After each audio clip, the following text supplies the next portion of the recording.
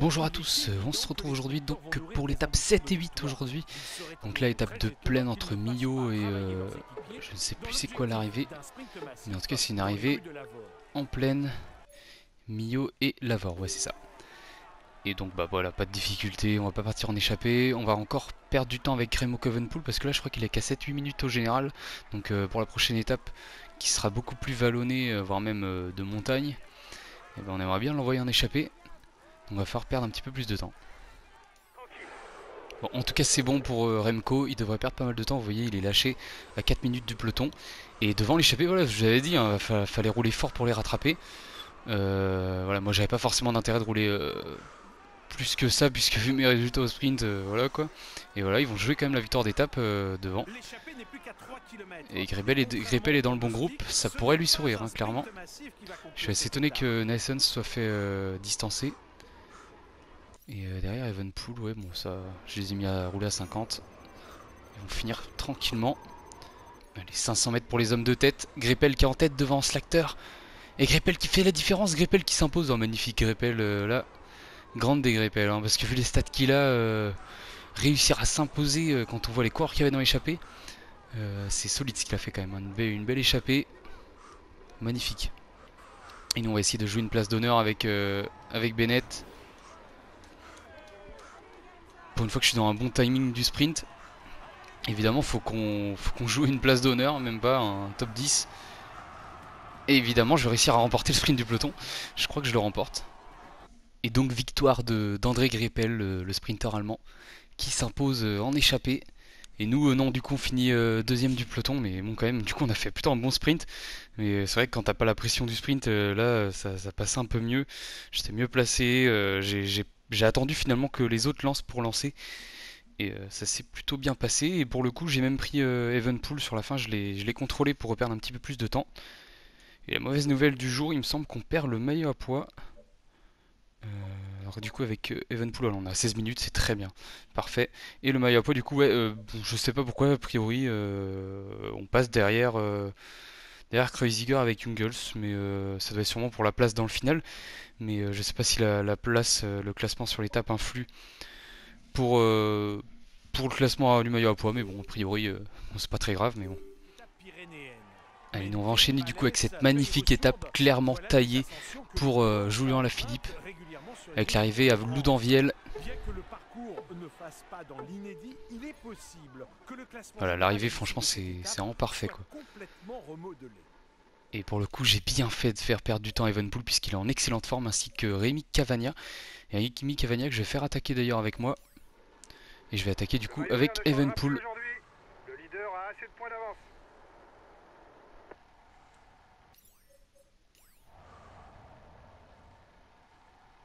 Avec Kreuziger, ça y est, il part en échappée. Maintenant qu'il a repris le maillot, enfin il l'a pris d'ailleurs pour la première fois. Ce maillot à poids. Et non, on devrait pas pouvoir lui contester avec Evenpool. Je sais plus si j'ai pris des points. Et je pense pas qu'on va pouvoir lui contester. Regardez vite fait d'ailleurs. Classement du maillot à poids. Evenpool, on a 4 points. Non, ça devrait pas... Si, ça peut suffire, ouais, ça peut suffire. Si on prend tous les points aujourd'hui, ça peut suffire, même moins que ça d'ailleurs, mais vous ne ferez pas que Kreuziger en prenne trop, quoi. Donc à mon avis, ça va être quand même compliqué. Mais bon, l'objectif là, c'est clairement la victoire d'étape, soit Evenpool, soit Julien Alaphilippe. Bon, on a réussi à sortir avec Cavagna et Evenpool, mais voilà, derrière, ils veulent pas nous laisser sortir. Puisque c'est vrai que deux équipiers à Alaphilippe devant, quand on a le maillot jaune avec plus de 2 minutes 50 à peu près d'avance, forcément c'est pas évident de sortir, mais bon là il va y avoir un petit peu de relief, ça devrait nous aider à développer l'échappée. Allez, le premier grimpeur avec Remco Evenpool. Et on est quand même avec Nibali en échappée, il y a Kreuziger. Bah Kreuziger c'est vrai qu'il vient de se faire distancer d'ailleurs. Nibali quand même il est costaud, hein. S'il est en grande forme en plus, il peut largement nous tenir tête. Allez, on va essayer de le passer juste avant la ligne. Ouais, il se rassoit. Ouais c'est bon, ça va le faire normalement. Ouais c'est bon. Nickel, en tout cas l'échappée elle a complètement explosé, on n'est plus que 6 échappés actuellement. Et ouais, ça a complètement explosé parce que le peloton il roule tellement fort à bloc tout le temps depuis le début. Il ne va pas nous laisser sortir. Je sais pas si c'est Remco qui fait peur à ce point ou je sais pas. Mais en tout cas, là on a repris un petit peu d'avance et on a pris les points, donc ça c'est déjà ça. Allez, ça y est, on va commencer à l'instant le port de Balès avec Julian, et devant Evenpool, il vient de se faire rattraper il y a pas longtemps par les autres coureurs qui étaient échappés. Il a fait peut-être au moins ouais, 30 km tout seul, Evenpool, parce que j'ai fait une grosse descente avec lui. Même si c'est pas forcément sa première qualité, j'ai fait une belle descente avec. Et Nibali, je l'avais relégué à 45 secondes quand même. Il était vraiment dans le rouge, Nibali. Et là, du coup, je vais peut-être lui dire d'ailleurs d'arrêter de relayer, parce que là, ils ont à peine 2 minutes d'avance. Il a quand même fait pas mal d'efforts. Nibali en plus est accompagné de Ciccone, donc Ciccone il a qu'à rouler un peu.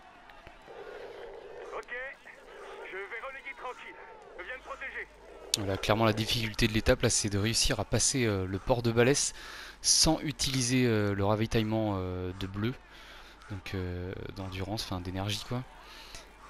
Et là voilà, quand on voit qu'on est même pas à la moitié de ce col et que l'énergie manque déjà, limite, c'est vrai que c'est tendu. Devant, Nibali s'est fait lâcher, donc Nibali visiblement c'est lui qui roulait pour Ciccone. Étonnant, parce que Nibali avait l'air quand même assez costaud.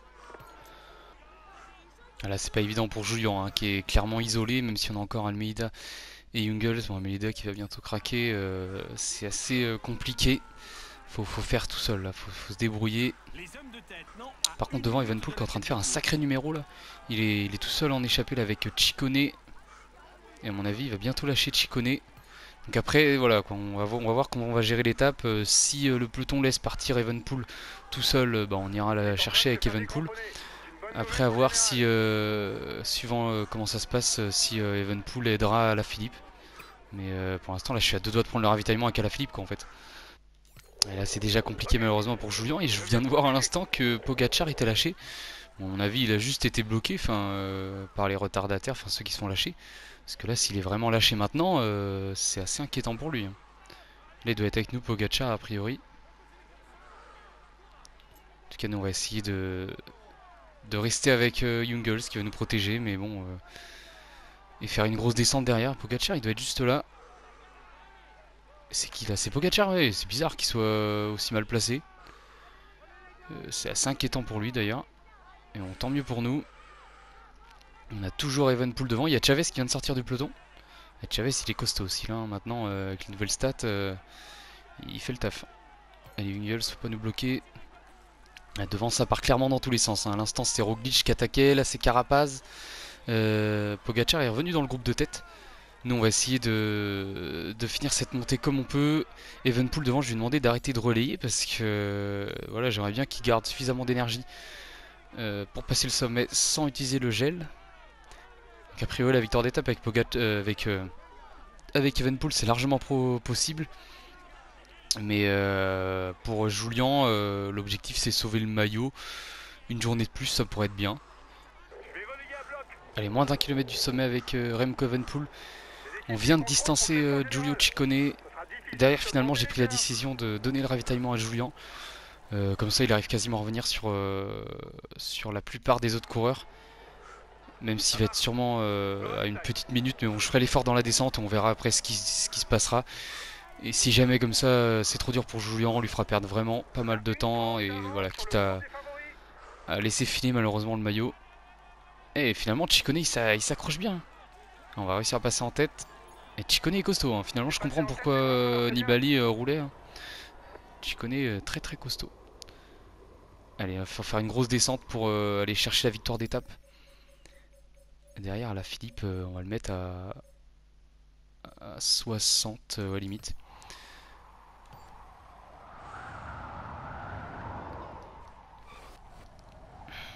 J'ai envie de faire un peu le trou avec Evenpool. Et après, potentiellement reprendre la main avec Julian en fin de descente. Mais allez, je vais reprendre la main un peu avec Julian pour essayer de revenir sur les autres favoris. Mais bon, à mon avis, pour Julian, le maillot jaune, là, ça va être très compliqué de le conserver. Parce que même si j'arrive à revenir sur eux, ça va être au prix d'un effort qui va forcément payer dans le final. Déjà qu'on est dans le dur. Aïe aïe aïe aïe aïe, j'avais pas prévu de lâcher le maillot jaune comme ça. Et là vous voyez j'ai chassé pour revenir sur le groupe des favoris. Et malheureusement Julian est déjà cramé, donc je pense que va falloir se rendre à l'évidence que le maillot jaune c'est fini pour Julian. Et on va jouer la victoire d'étape avec Evenpool et ce sera beaucoup plus logique. Allez Julian, on va lui dire de finir tranquille. C'est vrai que c'est rare quand même de dire à un maillot jaune de venir tranquille. C'est pas vraiment dans l'esprit de la course, mais bon, de toute manière, qu'il finisse tranquille ou qu'il se donne à fond, il pourra pas le sauver le maillot. Donc autant penser à l'avenir et perdre du temps dès maintenant. Et nous on va penser avec Evenpool à l'instant présent, c'est-à-dire la victoire d'étape. C'est largement faisable, là, belle descente. Allez, on a réussi à lâcher un peu de la roue en fin de descente là. Faire un peu le forcing pour le faire rouler. Et il a pas l'air de relayer à bloc là, donc pour nous reprendre. Allez, on va relayer un petit peu moins dur, un petit peu moins fort.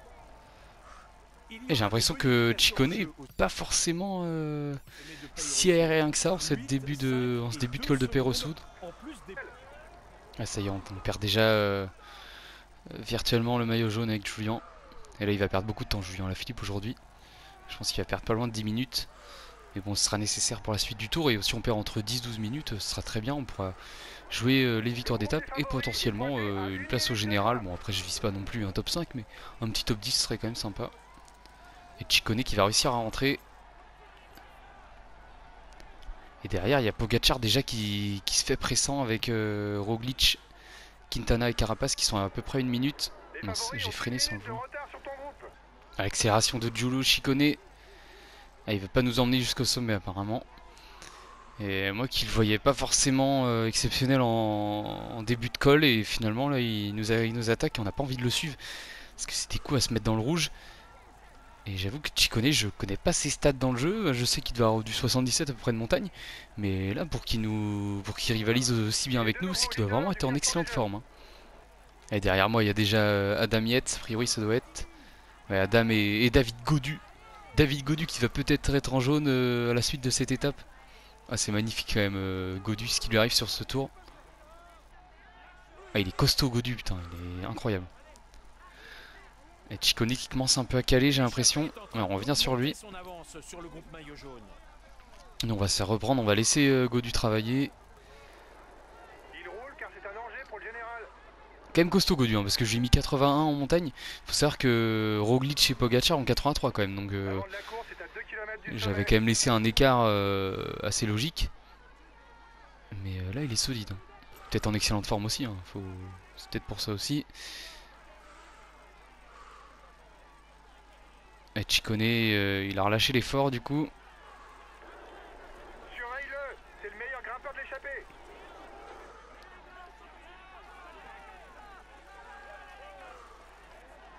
Ah ça y est Ciccone qui craque enfin. Et il était solide quand même hein, parce que là il lâche à peine à 1,5 km de l'arrivée hein. C'était pas mal du tout hein. Vous avez 30 secondes d'avance sur le groupe des favoris. Et ça serait bien qu'on arrive à lâcher Gaudu et Yates. C'est Gaudu qui commence à montrer des signes de faiblesse j'ai l'impression. Quoique peut-être pas. Peut-être pas. Allez on va essayer de prendre des points en tout cas au sommet. Et pourquoi pas en accélérant les distancés. Et Gaudu en fait qui en remet une quoi. Il est tellement chaud le gars. Il en remet une. Ah, on essaye d'accélérer pour les faire lâcher. Gaudu qui lâche. Est-ce que Yates pourrait bien lâcher aussi? Non. Yates il a pas l'air de lâcher. Ah quoique si. Fringale pour Yates aussi. Allez ça peut le faire non pour la victoire d'étape là faut continuer comme ça. Et ça devrait le faire. Allez. On va bien récupérer. Allez, c'est parti pour la descente. Et Yates il nous a déjà repris mais c'est abusé. Le mec il était en fringale. Il nous a repris au calme. Alors que pourtant on relayait à bloc hein, donc je suis assez étonné qu'il soit revenu dans le trou aussi vite. Ah, là Yates forcément lui roule à bloc hein. Lui il roule pour le général avant tout.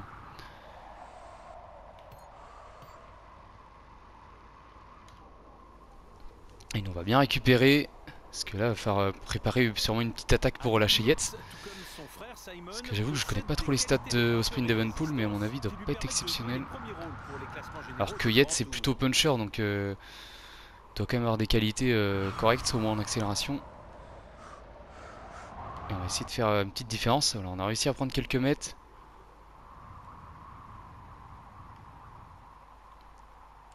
Et bah finalement, on lui a pris quand même plusieurs longueurs là.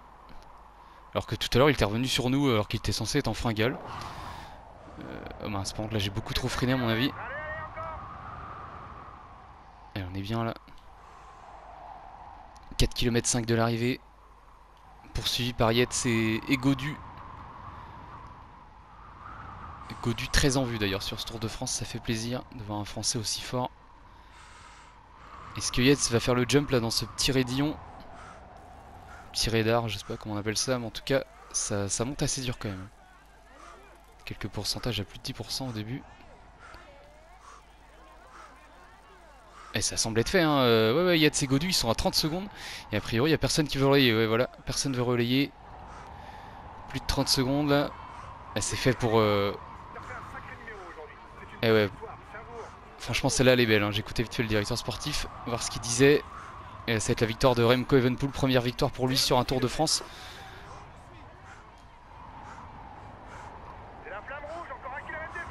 Ah, super Evenepoel aujourd'hui, ça fait plaisir. La troisième victoire d'étape du coup pour le team de Koenig. Cette étape est pour lui. Il a été le plus fort. Voici le vainqueur de l'étape, Cazer sur Garonne, Loudainvielle. On peut dire que le Tour, il joue les tout premiers rôles cette année. On peut dire que le Tour, Du très grand Remco Evenepoel aujourd'hui, franchement là, super victoire devant Adam Yates et Godu. Et comme on peut le voir, ouais, Ciccone était bien en excellente forme, donc il a réussi à bien nous tenir tête quand même. Alaphilippe lui il perd quand même 17 minutes tout là, ça fait quand même beaucoup. 17 minutes, bon c'est pas très grave, hein. Le temps perdu, on essaiera de le reprendre quand même un petit peu au cours des échappées. Il me semble qu'on prend le maillot à poids aussi avec Evenepoel, ouais, 44 points.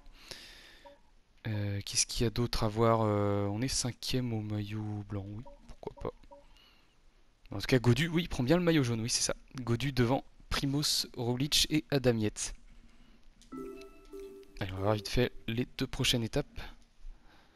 Donc étape 9 entre Pau, Larens et l'île d'Oléron et l'île de Ré. Donc l'étape 9, ouais, on espère encore une victoire d'étape, ce sera assez incroyable. Et l'île de Ré, bon bah peut-être enfin un top 5 avec Sam Bennett. Allez, on verra ça dans la prochaine vidéo, allez ciao.